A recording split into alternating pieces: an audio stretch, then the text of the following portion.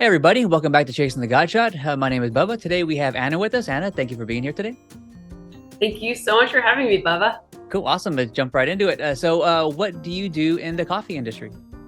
So I'm the director of marketing for Coffee Business, which is a group of a bunch of original and innovative brands based in the Pacific Northwest.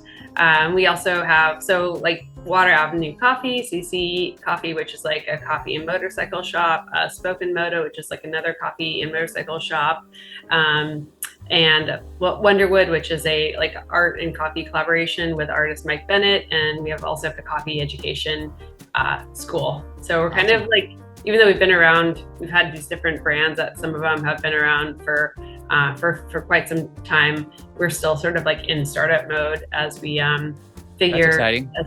As we grow. Cool. And you said you've worked in different parts of the coffee industry before this, right?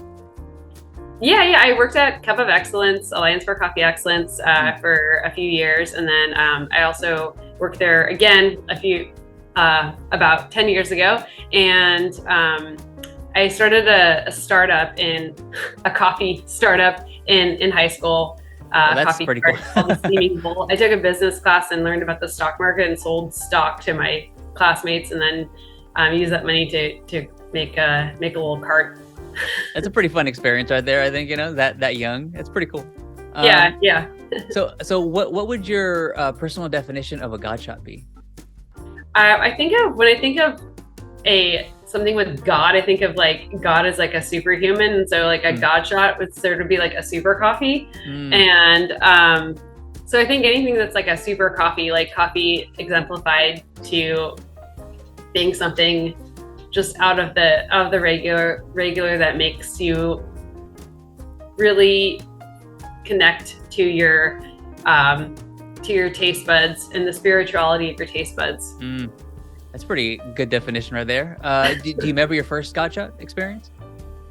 I gotta say it's probably in Australia. I went to I was there for MICE, and I served not served, but I went to the Cup of Excellence for Brazil, the Supernaturals competition, and I was at Proud Mary, and I met up with Lucy Ward. Shout out to Lucy, who was there at she was serving as a jurist for the competition. She worked at Proud Mary, and she's like, let's have we bought one of the coffees at the auction. Let's have it in espresso form, and it really just blew my mind, having a natural Brazil Cup of Excellence coffee in espresso, and it just like changed the way I thought about espresso.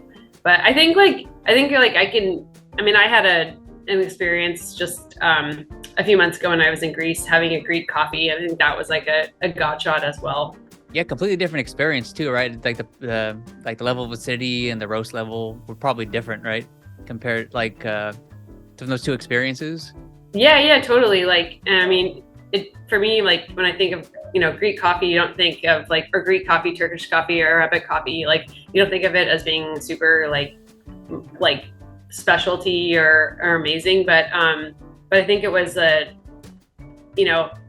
it was like everything together. And I tasted this coffee with my boyfriend, who it was his first time trying Greek coffee, and it was like a baby trying ice cream for the first time. And experiencing that moment with him, I was like, this is really an amazing Greek coffee, and like flavors that I hadn't recognized before came out, like resin and resin. Okay. Like a perfect, it's like mastiha. It's like kind of like a tree resin flavor. Yeah. And have you had it? I haven't. I've had coffee there. I just haven't had those profiles kind of pop through. That's very unique. Wow. Did those experiences at all kind of change or shape your career path in the coffee world industry at all? Yeah, I think it really made me put my foot down for quality and stand for quality, and how important it is to find quality, and like what is quality, what defines quality, and the backbone of quality is origin and coffee producers who spend time and and create quality. It's a craft.